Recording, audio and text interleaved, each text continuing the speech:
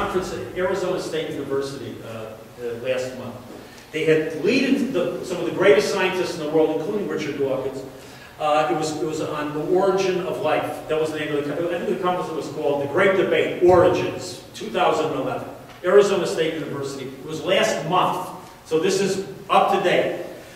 John Horgan, who's a senior writer for Scientific American, he wrote with them for 12 years. He has a column on the Scientific American online site. This is what he wrote after the conference. This is the headline of the article, okay? I don't even have to say what the article said. This is the headline. Psst, don't tell the creationists, but scientists don't have a clue how life began. You really don't have to say much more than that, okay? This is a month ago. Now, and by the way, he is not a believer. He says, well, we'll figure it out. So in the end of the article, he says, well, at least they're trying, okay? The religious people just say God did it, but at least the scientists are trying to figure it out. But in any case, so now, where does that leave us right now? Remember, the skeptic that does not deny the argument from design. The skeptic simply says, well, we have a reason why it doesn't apply to the living world. Darwinian evolution, right? No, Darwinian evolution is irrelevant. We just showed all Darwinian evolution can tell you about is what happens once you have life. So what are we left with? The suit is the proof of the creator of the suit. The poem is the proof of the creator of the poem. And the bacterium in its genetic code is the proof of its creator. That's all. That's where we're at. It's simple. It's obvious. Well, if it's that simple, then why doesn't Richard Dawkins come to shul and start davening, right? So, obviously, there must be some reason, right? He knows about this as much as I do. And this is where we shift gears a little bit. Okay? This is where we move from the science to what I told you in the beginning, to human nature and human behavior. So, I want to ask you all a question. Who in this room knows who Kitty Genovese was? You know Kitty Genovese? You know Kitty Genovese? Where did she live? Brooklyn, Manhattan. We're calling New York. It was Queens, actually. Who else knows who Kitty Genovese was? How did she die? You don't have to go into. She was. Don't have to go into detail. Just murdered. She was murdered. Okay. Many people. Okay, so you know who she was. The truth is, I think everyone in this room knows who she was. You just may not know the name. On March 13, 1964, Kitty Genovese was murdered in Queens, New York, in front of her apartment building. And the reason why it's so the case was so notorious is that 30-odd people were watching from the apartment building when she got murdered. Okay? And nobody called the police. Now, I've heard some people say that this whole thing has been debunked, it didn't really happen. I don't really know. It's irrelevant to our story. The point is that the murderer was caught. There were plenty of witnesses, okay, to identify him. Even though if they didn't call the police till much, much too late. I saw a documentary made about this case. And in this film, the name of the guy who was the murderer was named Winston Moseley. Winston Moseley was in prison. I think he might have been put in life in prison. I don't remember. But he's interviewed in this documentary. And in it, he talks about killing this woman. He talks about how much he regrets what he did. He talks about how shocked he was because when he first stabbed her, he ran away. She wasn't dead. He ran away and hid, and he realized nobody's calling the police. It was sort of like almost like this animal instinct. He realized, hey, they're not coming. That means nobody's calling the police, and he went back and finished her off so that she wouldn't be able to identify him. He came back a second time. At any rate, that's besides the point. The point is, he says he regrets what he did. He's got a degree in prison. He wishes he could never did it. He seemed very sincere, by the way. But that's besides the point again. This is the point. The point is that after they show the interview with Winston Moseley, they interviewed his mother. Okay?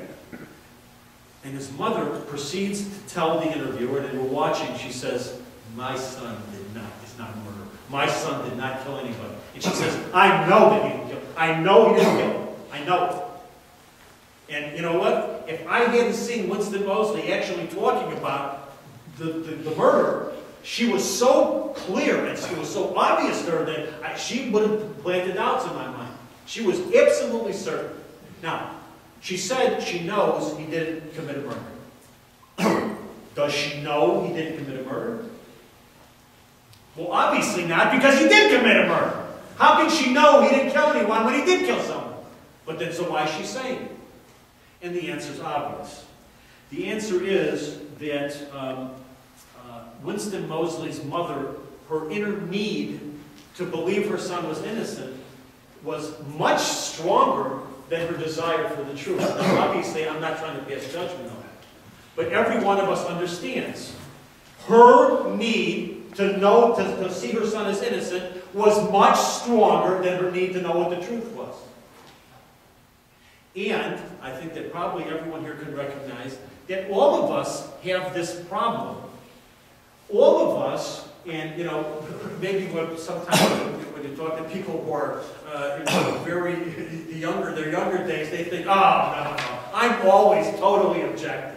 When you get to a certain point, you realize, you know what, I'm not always so objective. I sort of sometimes see things the way I like to see them, and it is a struggle. You need a tremendous amount of determination in order to really decide, I want the truth more than anything else. It doesn't matter what your profession is, it doesn't matter what your job is, whether it's in relationships. We all like to see things the way we would like them to be. And we have to struggle sometimes to see what reality is. What I am suggesting is very simply, and I'm going to try to back it up, and we're coming here to the close, and we'll have questions, is that origin of life scientists simply don't want to believe in God. They do not want there to be a creator. Why? We could speculate. Whether it's because somehow it makes them feel that they are inadequate as scientists, whether somehow they feel that religious fundamentalists will take over the world. I don't know what's driving them. But it is not a matter of science. It is a matter of desire. They don't want it to be true, and therefore it's not true. Let me give you a couple examples, and then we'll open it up to questions. I want you to imagine, let's say, that, imagine, I don't know what everyone here believes. Imagine you're a skeptic, an atheist, whatever. And you say to me, Rabbi, how can you believe in the story of the flood of Noah? Scientific evidence shows that blah, there was no flood, whatever it is. Okay, so let's say you have scientific evidence that you think contradicts me. And I say to you, oh, no, I'm not interested in that scientific evidence. I'm determined to find a religious answer to this question. I'm not going to take that route. I'm not going to listen to scientific evidence.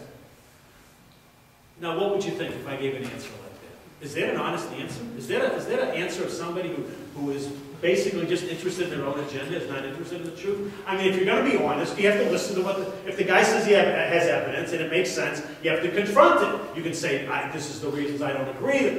But you can't just say, I'm going to reject it because I want a religious answer. That's silly. That's shutting your mind off. Keeping that and keeping what I just said in mind, I want to listen to this Dr. Robert Shapiro. I don't know if you notice all these scientists, a lot of them have Jewish names. It's, you're surprised a lot of them do.